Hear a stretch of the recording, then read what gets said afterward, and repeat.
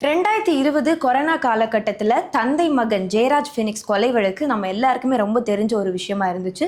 அந்த வழக்குக்கு இப்போ 6 வருடங்களுக்கு பிறகு அந்த குற்றத்தில் ஈடுபட்ட 9 குற்றவாளிகளுக்குமே, அதாவது 9 காவலர்களுக்குமே மரண தண்டனை விதிக்கப்பட்டிருக்கு. பொதுவாக ஆயுள் தண்டனை கொடுக்கணும் அப்படி இருந்த சூழ்நிலையில இது போன்ற குற்றங்கள் இனிமேல் நடக்கக்கூடாது அப்படிங்கிறதுக்காக இப்போ மரண தண்டனை விதிக்கப்பட்டிருக்கு. இந்த தீர்ப்பு எழுதின நீதிபதி அவரோட பேனா முனையை உடைத்திருக்கிறாரு. இப்போ இந்த பேனா முனை உடைக்கப்படுவதற்கான முழுமைய காரணம் இது எல்லாமே முழுமையா பார்க்கலாம். தூத்துக்குடி சாத்தான் குளத்துல தந்தை மகன் 2 பேரை கைது பண்றாங்க. தந்தை ஜெயராஜ், மகன் ஃபீனிக்ஸ். இவங்க 2 பேரையுமே எதுக்கு கைது பண்றாங்க அப்படின்னா, அந்த நேரம் கொரோனா காலகட்டம். அப்போ ஊரடங்கு போட்டிருந்தாங்க, 144 தடை போட்டிருந்த நேரம். ஸோ அப்போ நீங்க விதியை மீறி கடையை திறந்து வைத்திருக்கிறீங்க அப்படின்னு சொல்லிட்டு காவலர்கள் அவங்களை கைது பண்ணி காவல் நிலையத்துக்கு அழைத்துட்டு போறாங்க. இப்போ அதுக்கு முன்னாடி என்ன நடந்து எதுக்காக இவங்களை கைது பண்றாங்க அப்படின்னு பார்த்தா, இந்த கொரோனா காலகட்டத்தில் ஜூன் 15, 16 இந்த நாட்கள் எல்லாமே ஊரடங்கு போட்டனால மதுக்கடைகள் எல்லாமே மூடப்பட்டிருக்கு. ஒரு சில இடங்கள்ல திருட்டுத்தனமா சாராயம் இதெல்லாமே காய்ச்சி விற்பனை நடந்துட்டு இருக்கு. இதை போலீஸ்காரர்கள் ஒரு சிலர்கள் சாராயம் எல்லாமே வாங்கி ஒரு ஆட்டோல இருந்து குடிச்சிட்டு இருக்காங்க. இந்த ஆட்டோ எங்க இருக்கு அப்படின்னு பார்த்தா, ஃபெனிக்ஸோட மொபைல் கடை, அதுக்கு ஆப்போசிட்ல அப்படியே அவங்களோட அப்பாவோட மரக்கடை இருக்கு. இந்த கடைகளுக்கு நடுவில் தான் இந்த ஒரு ஆட்டோ இருந்திருக்கு. அந்த ஆட்டோல இருந்து போலீஸ் அதிகாரிகள் எல்லாருமே சாராயம் குடிச்சிட்டு இருக்காங்க. இதை பார்த்த ஜெயராஜ் என்ன சொல்றாரு அப்படின்னா, நீங்க எல்லாம் யார், எதுக்கு இங்க இருந்து குடிச்சிட்டு இருக்கீங்க, எல்லாம் குடிக்க கூடாது அப்படின்னு சொல்லியிருக்காங்க. அப்ப அவங்க எல்லாம் என்ன சொல்லியிருக்காங்க அப்படின்னா, நாங்க எல்லாம் போலீஸ் அப்படின்னு. ஆனா இவங்க எல்லாருமே அன்யூனிஃபார்ம்ல இருந்திருக்காங்க.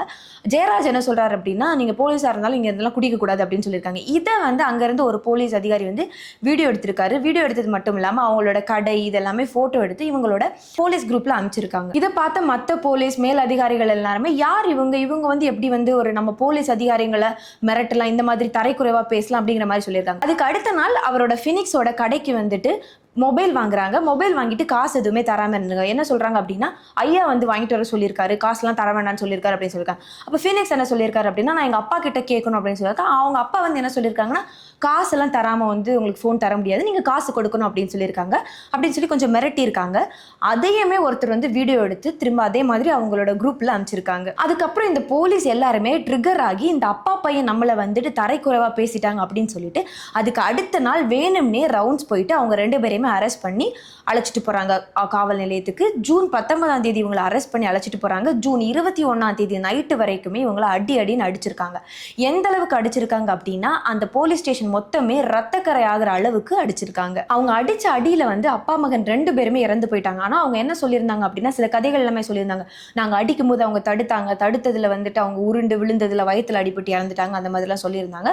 ஆனா அந்த டைம்ல திமுக ஒரு அந்த விஷயத்தை எடுத்து ஒரு பெரிய அரசியலே பண்ணியிருந்தாங்க. இப்போதான் அந்த அஜித் குமார் கொலை வழக்குல எல்லாமே மௌனம் காத்தாங்க. ஆனா அந்த டைம்ல அதுக்காக எதிர்த்து சில விஷயங்கள் பண்ணிட்டு இருந்தாங்க.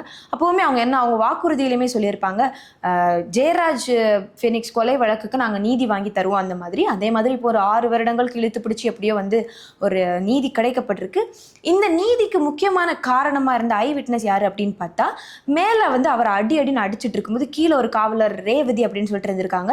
அவங்க கேட்டிருக்காங்க, ஏன் இவங்களை இந்த அளவுக்கு போட்டு அடிக்கிறாங்கன்னா, அவங்க அந்த அளவுக்கு கத்திருக்காங்க. அப்போ இதெல்லாம் உனக்கு தேவையில்லாதது, நீ அமைதியாரு அந்த மாதிரி இவங்களை சொல்லியிருக்காங்க.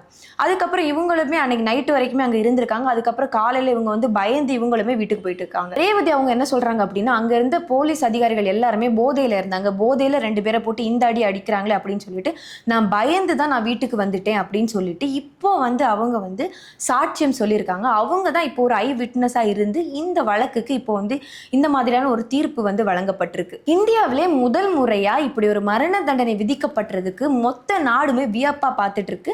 இந்த தீர்ப்பை வழங்கின நீதிபதி முத்துக்குமரன். அது மட்டும் இல்லாம அந்த 9 காவலர்களுமே இணைந்து கலெக்ட் பண்ணி அந்த குடும்பத்திற்கு 1,40,00,000 இழப்பீடு வழங்கப்படணும் அப்படின்னு அந்த தீர்ப்புல எழுதப்பட்டிருக்கு. அது மட்டும் இல்லாம அந்த தீர்ப்பு எழுதின உடனே அந்த பேனா முனையை அந்த நீதிபதி உடைத்திருக்காரு. இந்த பேனா முனை உடைக்கப்படுவதற்கான காரணம் என்ன அப்படின்னு பார்த்தா, அது இரத்தக்கரை படிந்த ஒரு தீர்ப்பு. இந்த தீர்ப்பை இனி பேனா முனை உடைக்கப்பட்டனால இனி யாராலுமே மாற்ற முடியாது.